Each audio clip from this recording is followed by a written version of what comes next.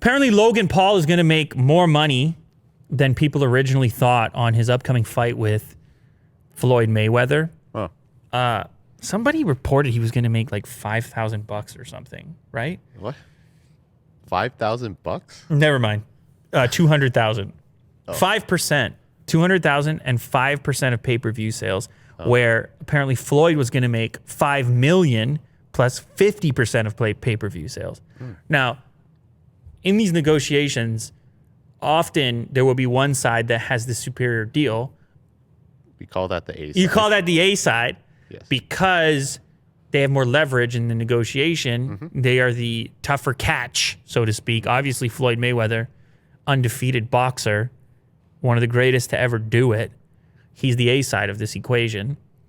I mean, Logan Paul has a following. People are going to buy this thing. He's not bringing nothing to the table.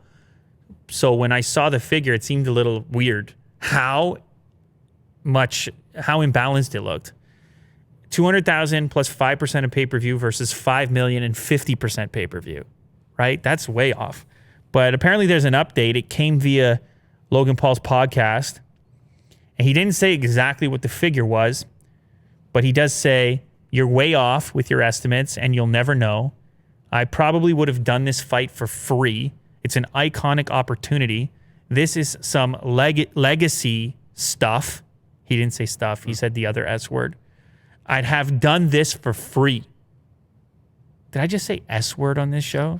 This is a family show. You see how that goes? Yeah. This is some legacy stuff.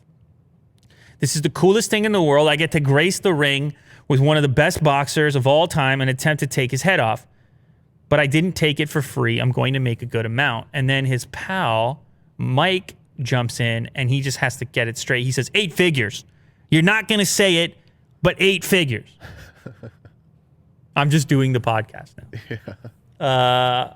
And then he goes on to get angry with his brother for causing beef with Dana White, stating that he likes Dana White, and Dana White now perceives them as being the same person, even though they're separate people because they have the same last name, which is Paul.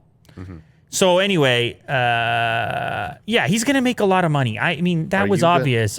What's that? Are you going to watch the fight? Yeah, I think so. Yeah? When is it? February 20th. That's pretty soon. Well, here we are. Here we are promoting it. Yeah, it's a month and 9 days, something like that.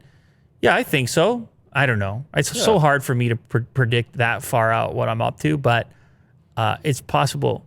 I think if I'm around, I'll check it out. Yeah.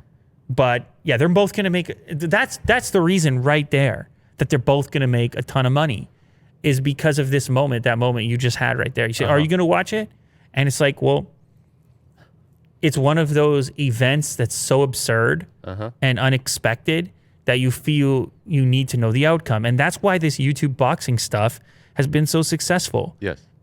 It's the somewhat absurdity of it. And then I feel like when his brother knocked out Nate Robinson, it all of a sudden added another multiplier effect to it. Yes. Because all of a sudden now I'm watching the sports broadcast and I'm watching the Raptors game the other day and they're asking Fred VanVleet if he would fight Jake Paul. And I'm like, what is going on here? The worlds are colliding. Yeah. And every time the worlds collide, it means revenue because you're doubling up on the potential purchase base, on the customer base.